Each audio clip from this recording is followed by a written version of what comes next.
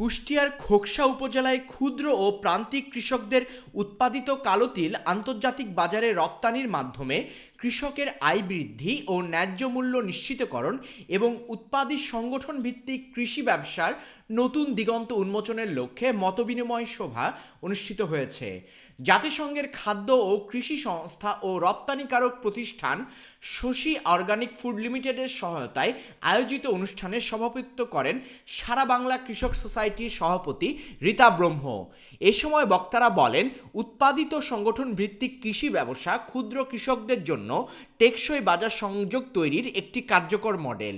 সংগঠিতভাবে উৎপাদন, গুণগত মান নিশ্চিতকরণ এবং রপ্তানিকারকদের সঙ্গে সরাসরি চুক্তির ফলে কৃষকরা ন্যায্য মূল্য পাচ্ছেন এবং আন্তর্জাতিক বাজারে প্রবেশের সুযোগ সৃষ্টি হয়েছে। বক্তারা আরও বলেন, ক্ষুদ্র ও প্রান্তিক কৃষকদের আন্তর্জাতিক বাজারের সঙ্গে সংযুক্ত করতে সরকারি প্রতিষ্ঠান, উন্নয়ন সহযোগী সংস্থা, উৎপাদী সংগঠন এবং বেসরকারি খাতের সমন্বিত উদ্যোগ ভবিষ্যতে অব্যাহত রাখতে হবে।